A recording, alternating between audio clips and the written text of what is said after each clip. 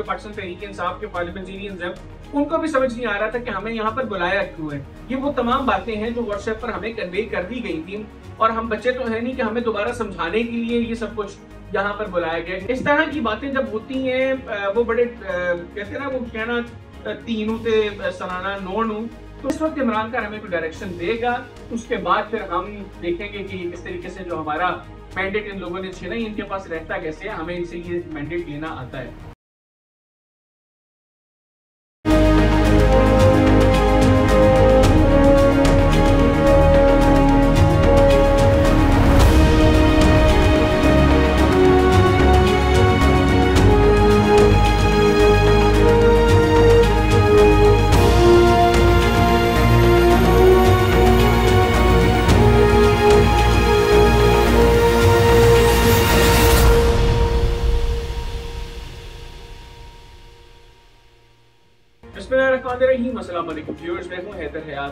कल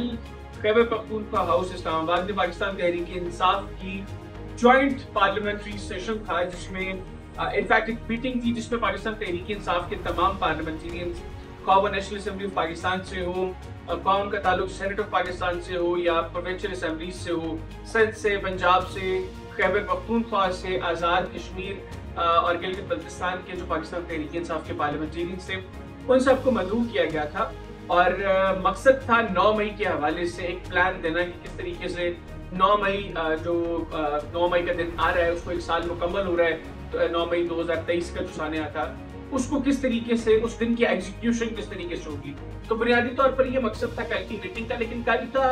जो शो था ये पाकिस्तान तहरीक-ए-इंसाफ का, ये मुकम्मल तौर पर फ्लॉप हो गया। वो किस तरह फ्लॉप हुआ वो मैं आपको इस व्लॉग के अंदर बताऊंगा। फिर पाकिस्तान तहरीक-ए-इंसाफ के पार्लियामेंटेरियंस की जो मेजॉरिटी थी वहां पर, वो क्या राय रखती थी मौजूदा लीडरशिप को लेकर, किस तरह वो मायूस है, वो भी मैं आपको इस व्लॉग के अंदर आगे बताऊंगा। फिर जो अली अमीन गंडापुर साहब ने धमकी दी बिलावल भुट्टो जरदारी साहब और गवर्नर खैबर पख्तूनख्वा फैसल करीम कुंडी साहब को, उसका बैकग्राउंड भी आपको बताऊंगा और फिर बताऊंगा कि बेसिकली बुनियादी तौर पर अली अमीन गंडापुर साहब ने कहा क्या। फिर पाकिस्तान तहरीक-ए-इंसाफ के अंदर जो इस वक्त एक बड़ी डिविजन चल रही है, वो डिविजन की एक बड़े लीडर ने जो एक बड़ी बात की कल की मीटिंग के अंदर, वो भी मैं जो है वो आपको आगे चलकर बताऊंगा। तो सबसे पहले तो कल की शो की बात करते हैं। पाकिस्तान तहरीक-ए-इंसाफ ने कल अपने तमाम पार्लियामेंटेरियंस को खैबर पख्तूनख्वा हाउस में इकट्ठा किया और उनको 9 मई के हवाले से एक रूट मैप दिया कि क्या करना है आपने 9 मई की, आपकी एक्टिविटीज क्या होगी। आप लोगों ने इमरान खान साहब की तस्वीरें उठानी है, प्ले कार्ड उठाने हैं जिनके ऊपर कैदी नंबर 804 लिखा हो, तहरीक-ए-इंसाफ का झंडा जो है वो लहराना है और आपने तहरीक-ए-इंसाफ के तराने बजाने हैं, रैलियां निकालनी हैं। ये वो तमाम चीजें हैं जो इन तमाम अरकान को ऑलरेडी कन्वे कर दी गई थी बजरिया व्हाट्सएप मैसेजेस, और ये व्हाट्सएप मैसेज पे कन्वे करने के बाद कोई मकसद समझ नहीं आ रहा था कल की मीटिंग का। और ये सिर्फ मुझे नहीं, इनफैक्ट जो पाकिस्तान तहरीक-ए-इंसाफ के पार्लियामेंटेरियंस हैं, उनको भी समझ नहीं आ रहा था कि हमें यहाँ पर बुलाया क्यों है। ये वो तमाम बातें हैं जो व्हाट्सएप पर हमें कन्वे कर दी गई थी और हम बच्चे तो है नहीं कि हमें दोबारा समझाने के लिए ये सब कुछ यहाँ पर बुलाया गया, क्योंकि बहुत से अरकान बहुत दूर से ट्रेवल करके कल के इजलास के लिए आए थे। और इजलास के आगाज से केवल आमिर डोगर साहब जो चीफ विप हैं कौमी असेंबली में पाकिस्तान तहरीक-ए-इंसाफ के, जो स्टेट सेक्रेटरी में थे कल के इवेंट के, तो आमिर डोगर साहब ने आगाज में कहा जी कि हम यहाँ पर बड़ी कॉन्फिडेंशियल बातें करेंगे। वो कॉन्फिडेंशियल बातें भी हमें जो है वो उस इवेंट में जो है वो नहीं देखने को मिली। तो कल का जो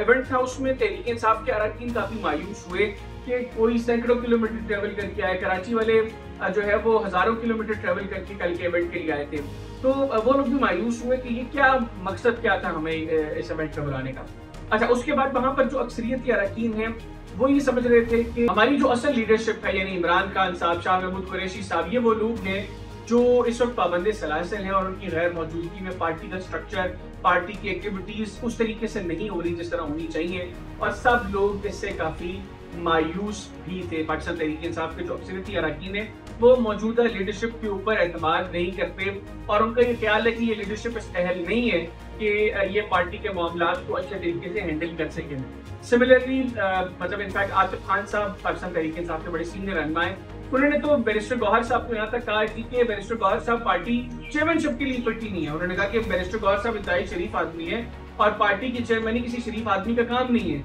तो लिहाजा बैरिस्टर गौहर साहब पार्टी की चेयरमैनी के लिए फिट ही नहीं आते। ये मैं नहीं कह रहा, ये आतिफ खान साहब ने ये बात की। तो इस तरह की बातें जब होती हैं वो बड़े कहते हैं ना वो कहना तीनों ते सनाना नोनू, तो वो इस तरह की बातें जो होती हैं वो कहीं इस तरह की कवर के अंदर की जाती हैं, लेकिन अल्टीमेटली उन्होंने ये बात करके अपना मकसद जो था वो पूरा कर दिया। उन्होंने ये भी कह दिया वो बड़े शरीफ आदमी है, लेकिन एग्जैक्टली वो कहना ये चाह रहे थे कि बेसिकली बैरिस्टर गौहर साहब पार्टी के मामला के लिए फिट नहीं है। और ये सिर्फ आतिफ खान साहब की राय नहीं है, तहरीक इंसाफ के वो लोग जो बुनियादी तौर पर समझते हैं कि हमने पार्टी को ऑर्गेनाइज किया, हमने पार्टी को इस मुकाम तक पहुंचाया, वो तमाम लोग ये समझते हैं कि बैरिस्टर गौहर साहब और इस टीयर के जितने भी लोग हैं इन्होंने पार्टी को हाईजैक किया और ये पार्टी के मामला को अच्छे तरीके से नहीं चला सकते। ये पार्टी इनकी नहीं, ये पार्टी हमारी। अच्छा, अब आगे चलते हैं। जो मैंने आपको अरकीन की राय बता दी, वो लोग काफी मायूस है। फिर अली अमीन गंडापुर साहब ने जो एक धमकी दी, काफी वीडियो की वायरल भी हो रही है, जिसमें उन्होंने कहा कि मैं देखता हूँ कि बिलावल भुट्टो सरकारी का गवर्नर खैबर पख्तूनख्वा जो है फैसल करीम बुड्डी, वो किस तरीके से केपी हाउस पे एंटर होता है। अब इसका बैकग्राउंड ये है कि सिंध से पाकिस्तान तहरीक इंसाफ के जो पार्लियामेंटी लीडर हैं सिंध असेंबली में, उन्होंने आके कहा कि हम लोग ने इस सेशन में इस मीटिंग के लिए आने के लिए इस्लामाबाद में सिंध हाउस को अपने कमरों की बुकिंग करवाई, और यहाँ पर आकर जब हम एंटर होने लगे तो हमें गेट पर रोक दिया गया क्योंकि हम लोग पाकिस्तान तहरीक इंसाफ के मेंबर्स हैं। तो ये चूंकि तमाम मेंबर्स किसी भी असेंबली से हो, वो उनका ये राइट होता है कि अगर रूम्स अवेलेबल हो, जिस सिंध के मेंबर्स हैं तो सिंध असेंबली में केपी के असेंबली में, पंजाब के पंजाब असेंबली में,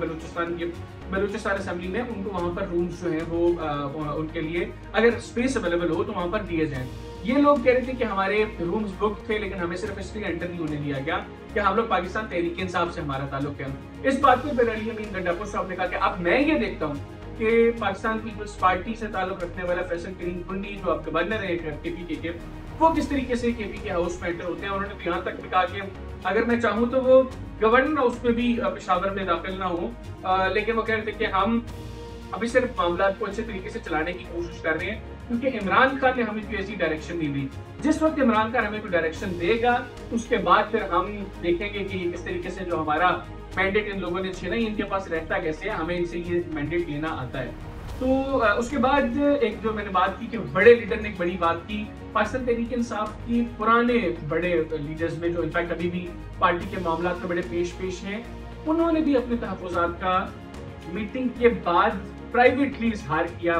कि वकला जिस तरीके से पार्टी के मामला को लेकर चल रहे हैं, ये पार्टी का बेड़ा गर्क कर रहे हैं, और अब एक ऐसी स्ट्रेटेजी बनाने की जरूरत है जिसमें इनके रोल को पार्टी मामला को लेकर मिनिमाइज किया जाए। तो पाकिस्तान तहरीक इंसाफ इस वक्त इमरान खान साहब और शाह महमूद कुरैशी साहब के बगैर शदीद मुश्किलात का शिकार है। शदीद डिविजन्स हैं पार्टी की मुख्तलिफ लेयर्स में, और लोग कोई भी किसी दूसरे शख्स को अपना कायद, अपना लीडर मानने को तैयार नहीं है। हर शख्स दूसरे पर डाउट कर रहा है। आतिफ खान साहब ने भी अपनी तकरीर के अंदर कहा कि हम लोग इलेक्ट होकर असेंबलीज में आ गए हैं, लेकिन हमारे हल्के के लोग समझते हैं कि हम लोग कॉम्प्रोमाइज थे। यहाँ पर बैठा हर शख्स दूसरे शख्स को कॉम्प्रोमाइज समझते हैं, क्योंकि इलेक्ट होने के बाद हम लोगों ने प्रैक्टिकली कुछ ऐसा नहीं किया जिससे ये लगे कि हम लोग वाकईतन चाहते हैं कि Imran Khan as early as possible release होकर बाहर आए। तो ये कल की मीटिंग के मामला थे। अरकान शदीद मायूस थे कि जितना बड़ा इवेंट बताया गया और जिस तरह बताया गया कि बड़ी कॉन्फिडेंशियल बातें, कुछ ऐसा नहीं था वहाँ पर जिससे ये लगे कि इतनी दूर उनको जो ट्रेवल करवाया उसका कोई मकसद था। और वो तो ये समझते हैं कि शायद हमारी एनर्जीज को डाउन किया गया यहाँ पर आकर। जो चीज़ें, जो तैयारियां हम अपने हल्कों में रहकर 9 मई के हवाले से कर सकते थे, ये 1-2 दिन उन्होंने यहाँ पर हमें बुलाकर ज़ाया कर दी हैं। बहरहाल अब तहरीक इंसाफ के मामला आगे कैसे चलते हैं, चीज़ें मुस्तकिल में मजीद अनफोल्ड होंगी, सबके सामने आ जाएंगी। मुझे इस वीडियो से इजाज़त दीजिए। अल्लाह हाफ़िज़। पाकिस्तान जिंदाबाद।